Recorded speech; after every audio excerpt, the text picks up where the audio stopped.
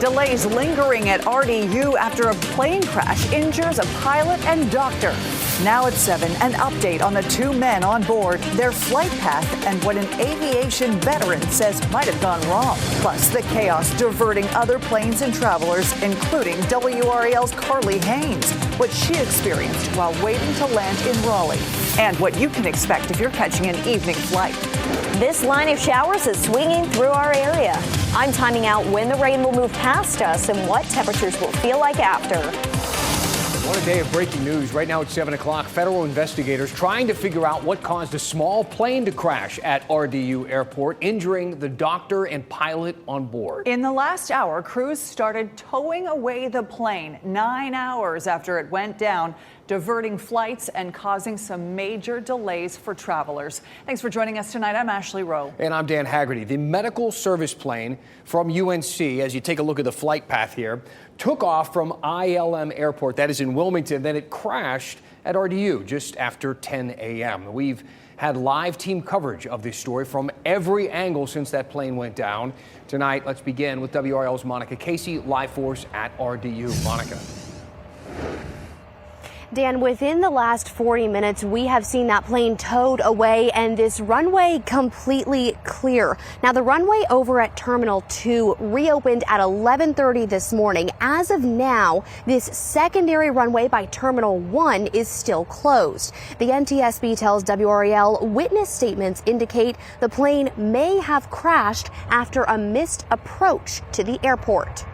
Just concerned and just wanting to know what was actually going on. Worry was the main feeling for Kurt this morning. He's an RDU employee who tells me he was caught off guard when he heard sirens and saw lights on the runway. Just saw a lot of law enforcement, ambulance, things of that nature. I didn't know exactly what happened. RDU tells us the crash happened around 10:10 this morning, and the FAA issued a ground stop to all traffic coming and going. Airport Authority CEO Michael Landguth says RDU has been able to continue operations for some of the airlines that usually only use Terminal 1's runway. I think our primary focus when that accident occurred were the 2 people sitting in that aircraft. Our primary mission is to make sure we can get to them and try to rescue them and try to make sure that we can get them in a safe condition as fast as we possibly can. UNC Health tells WRAL that plane was piloted by Art Johnson, who has been with UNC since 2013. He was taken to Duke and was in fair condition. The plane was carrying Dr. Paul Chelminsky. He's an internal medicine physician at UNC, coming back from giving a lecture at a Wilmington hospital. He was taken to UNC Hospital in Chapel Hill and has since been released. And the CEO here says there was no notification of any emergency from the plane to either the airport or the FAA. The NTSB will be conducting this investigation. Dan? All right, Monica Casey, live from RDU, has been reporting on this for us all day. Monica, thank you. I want to bring Brian Schrader in now from the WRAL Live Center. So we're learning more about where this plane is headed now, Brian, after it was towed away. Also, the delays today. Man, they stacked up throughout the morning. They sure did. It's getting better, though. Let's get with that new information just into the WRAL Live Center. The NTSB tells WRAL News that the wreckage from that plane has been taken to an off-site facility where that investigation will continue. We're trying to find out exactly where that is. We've been tracking those delays all afternoon as we take a look at that live map of planes coming into and leaving RDU. At last check, just before airtime, we learned that there are still 16 delays, 8 arrivals and 8 departures at RDU. So this is extending into the evening. And also new here at 7 o'clock, we've learned from RDU data that 23 flights were diverted today. And one of those flights was carrying WRAL's Carly Haynes, who joins us live with what she experienced. Welcome home, Carly. Yes, I was one of the unlucky few today, I guess, Brian. I was there right alongside everybody today, just getting in a little bit ago. I was originally supposed to land this morning, but I was on the plane when the pilot said there was an incident on the runway and we'd have to hover around the airport for about an hour. Then 10 minutes after that announcement, he said we'd actually be diverting to Richmond Airport, and he didn't know when we'd get to Raleigh. We learned in Richmond that it was a crash that caused the diversion. Still, it was a day with no timelines, leading to a lot of interrupted travel and confusion for a lot of passengers, including a couple I stopped once I finally landed in RDU who had faced delays for several hours. I think since we got here, seriously, this is the 6th gate we've been sent to in the last 2-3 hours and what have you, but it looked like finally we're fixing to head out. So we're grateful. We're still heading to New York to visit our granddaughter. And I hope they made it. The plane's still catching up now, scheduled just getting back on track after that incident from earlier this morning. Carly Haynes, WRAL News, live in Raleigh. Carly, thank you. Carly is home. Hopefully those grandparents made it to New York as well. Thanks again. You know, it'll take weeks or maybe even months to find out what exactly happened at RDU today after that plane crashed. However, WRAL Investigates spoke to a pilot with 40 years of experience who says the crash shows the potential dangers of landing on a shorter runway at RDU. WRAL Investigates' Sarah Kruger reports on the airplane and its flight path. The model of plane that crashed here today is the Cicada TBM 700, a single-engine 6-seater. Federal records document 42 crashes of that type of plane worldwide since 1998, and in most of those cases, pilot error was to blame. While it is too early to know exactly what happened here, a longtime aviation expert listened to the radio traffic and analyzed these runways here at RDU to weigh in. The flight took off a little after 9:33 from Wilmington. FlightAware tracked the plane's path, speed, and altitude, which don't appear to show any signs of trouble. RDU tower traffic has the approach. Tower, good morning. TBM 228, Charlie Hotel, Video Visual, runway 32. I hope y'all are doing good today. Runway 32 is down here, the shorter one perpendicular to the main larger runways. Veteran airman Robert Katz says this type of plane and other smaller planes like it can easily stop on the nearly 3,600-foot runway. But he says if a plane touches down too late, it can run out of room. And at RDU, if you are still going at the end of the short runway, you can actually hit 32L, where large planes take off. In this instance, the plane seems to have actually crossed that longer runway before coming to a stop on the other side of it. Immediately after the crash, the tower quickly instructed approaching planes to hold on. Okay, runway heading 3000, cancel landing clearance, Liberty 803. The good news out here is a commercial passenger jet wasn't taking off or landing when the small plane crossed the runway. We hope to have the preliminary report from the NTSB in about 2 weeks. The final report, though, could take months. Sarah Kruger, WRAL News. Wow. Well, we will continue to follow this developing story on air and online. You can always check flights, departures, arrivals, delays on WRAL.com. Just search Flight Tracker. Well, we learned some interesting news today. Prosecutors say a 74-year-old man, the one who fired the shots on Shaw's campus yesterday, did so because a dog was too close to the mosque. A judge set Kamal Rasul Abdul Rafi's bond at $150,000 in court today. He is to have no contact with the victim, the person who was walking that dog, and he cannot return back to Shaw University. The King Mosque is located inside the International Study Center on Shaw's campus. That's where all of this was taking place. The shooting caused a frenzy, of course, Tuesday afternoon. No one was injured, fortunately, when prosecutors say police confronted Abdul Rafi. He claimed he was actually the victim. A local man is charged with murdering his younger brother. Raleigh police say Ryan Verderber was injured at a home on St. Augustine Avenue. The 38-year-old was taken to the hospital and released. He was later found unresponsive at that same home 2 days later and died in the hospital on Monday. 42-year-old Justin Verderber, his brother, was arrested and charged with his murder. Early voting starts tomorrow for the races that were still undecided after the March primary. So in-person voting for the runoff will run until May 11th. There are 3 Republican runoffs for lieutenant governor, state auditor, and the 13th congressional district. In Orange County, the 3rd seat on the school's board of election, I should say, will also be decided. For the full list of who's running, where you can vote, and what to take with you when you go to vote, you can visit WRAL Voter Guide on WRAL.com. School spending, guns, and a possible constitutional amendment. Those are just some of the hot topics at the center of debate as North Carolina lawmakers got back to work today. Plus, a big honor for an astronaut who will become the first woman to go to the moon and calls North Carolina home. Kat? And unfortunately, for the first time this year, we're tracking something in the tropics. Today was the first day that the National Hurricane Center put out an official outlook. I'll have more on this little blurb that you see right there coming up.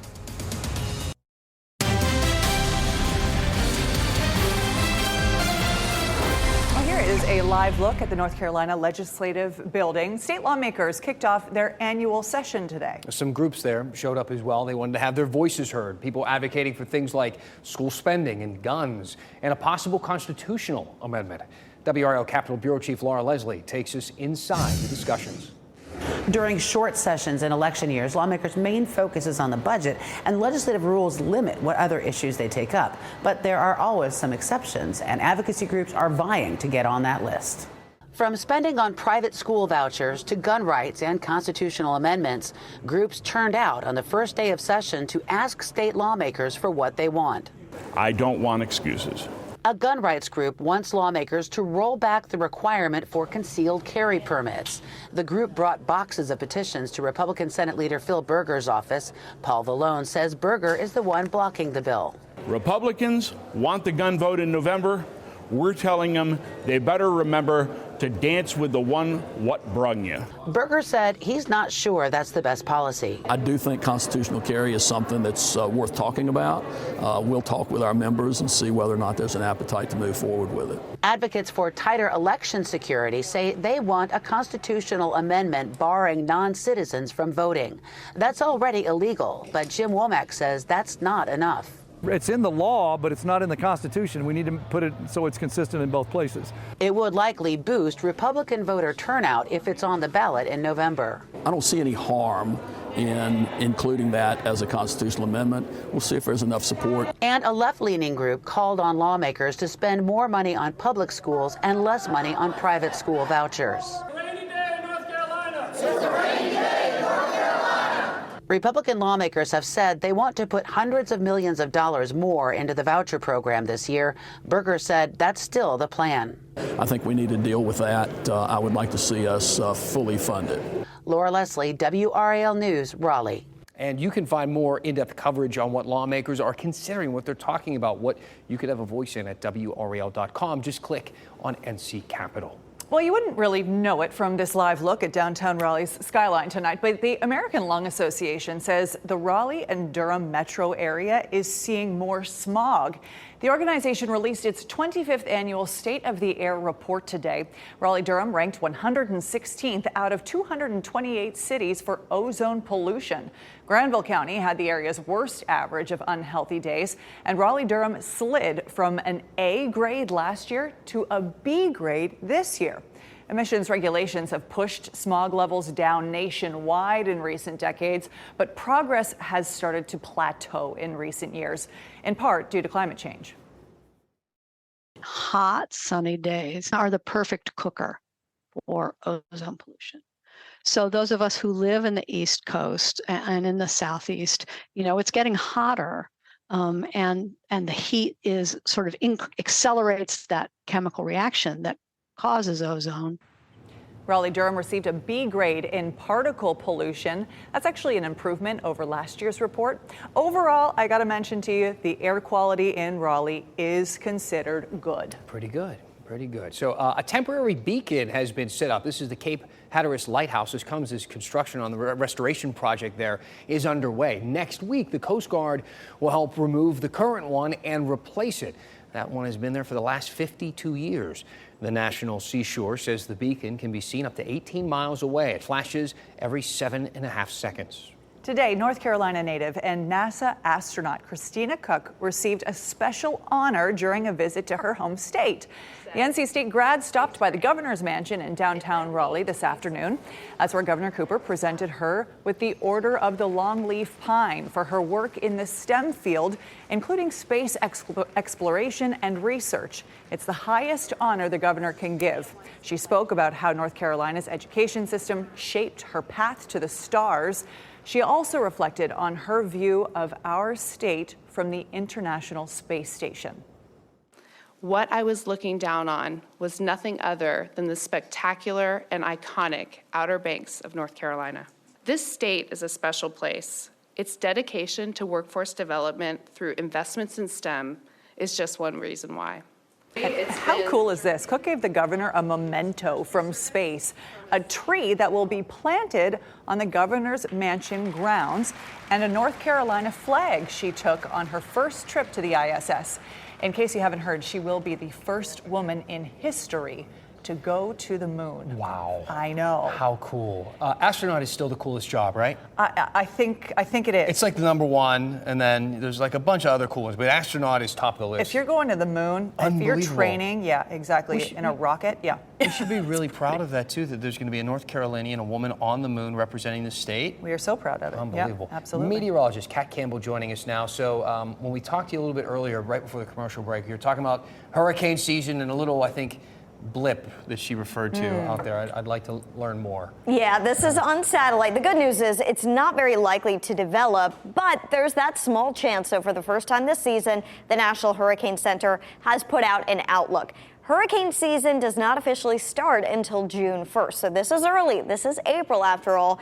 A 10% chance that this would come together. Very unlikely. But let's talk about some of these preseason storms that often develop. It is pretty typical to see storms develop, tropical storms that is, during the month of May before hurricane season begins. And sometimes those tropical storms impact us here at home in North Carolina. Here are some examples: Tropical Storm Arthur, Tropical Storm Bonnie, Tropical Storm Anna, and Tropical Storm Alberto. So, as we get into May, even though it's not hurricane season, we need to start getting our guard up here in North Carolina ahead of this season.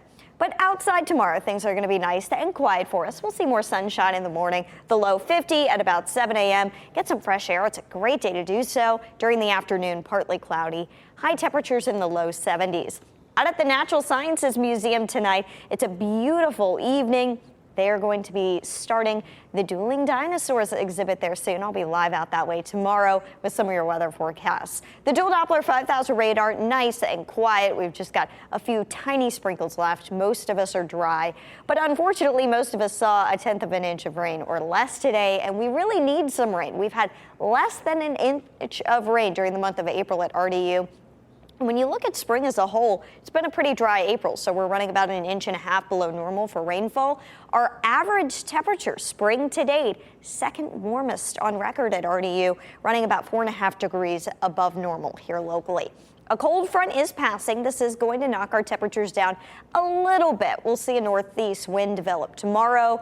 And, wrapping around this area of low pressure, that's going to help to cool us down. 72 isn't too bad, though, this time of year for highs. You will notice the cooler temperatures Friday morning. We'll get down into the upper 40s for lows. Friday, the mountains could see a few quick showers roll through for us. The greater impact may end up being some cloud cover that moves in, so we lowered the high to 70. And then over the weekend, mostly cloudy skies are in the forecast. However, we're still dry this weekend, so even though we've got a lot of clouds and it may look gray outside, we're not likely to see any rain. This is some low-level moisture that moves in with an easterly wind for the weekend.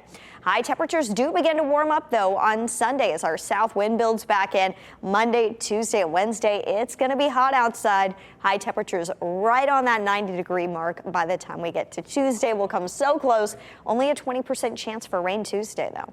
Big warm-up. Kat, thank you. Wow. If you're looking for a new brunch spot in Raleigh, we'll tell you about the latest restaurant coming to Seaboard Station. Downtown Raleigh's first non-alcoholic bar is closing its doors. Yeah, Umbrella Dry Bar opened on New Year's Eve. Today, business owners announced they will be closing their doors on Friday. They plan to keep their business running as a pop-up bar, though. Since opening, the owners said they have served more than 7,000 non-alcoholic drinks. A new breakfast and brunch restaurant is joining the growing list of new businesses at Raleigh's Seaboard Station. And its name describes my summer bod. It's called Biscuit Belly. It's a fast casual concept revolving around large biscuit sandwiches. Doors open next Tuesday. This is a Kentucky-based franchise, first North Carolina location. Seaboard Station's newest modern apartments, they started pre-leasing today. So this place is kind of, it's developing and growing. The complexes are called The Point along Halifax Street and The Miles. That's along West Franklin Street. So your biscuit belly is just working in the opposite direction of what some people like to do for their summer bods? You got to have a good biscuit belly going into summer by the pools. So we know now who's going to take the stage for this year's IBMA Bluegrass Live Festival. Headliners include Sierra Farrell, Steep Canyon Rangers, Sierra Hall, and Sam Bush. The music will start September 27th with more bluegrass on September 28th. Live performances will once again happen at Red Hat Amphitheater, stages all around downtown Raleigh as well. Tickets for the general public open May 15th. We have the full lineup on WRAL.com. That's a fun event. There's going to be a new way to get around the halls at Cape Fear Valley Medical Center. Take a look at this. This small electric car was specifically designed to help kids navigate the hospital. Brian Honda gifted the car Shogo to Cape Fear Valley to spread some joy. Children are able to drive the car themselves to get to treatments, appointments, and procedures as well. Shogo is at the center of American Honda Motor Company's Project Courage. It was developed by Honda to alleviate anxiety for the courageous children dealing with hospitalization day to day. Yeah, give them anything they want. Absolutely, what a sweet idea. Yeah. I mean, it can be very stressful for families and for kids, and just to see a little moment of joy when a kid's going through a really tough time like that means the world. So well done. I'd like to see one kid at least just go on a real joy ride. You know they will. You know they will. Thanks for making WRAL your choice for local news. We got our next newscast. That's at 10 o'clock on Fox 50, and we will see you back here at 11 o'clock on WRAL. Have a great night.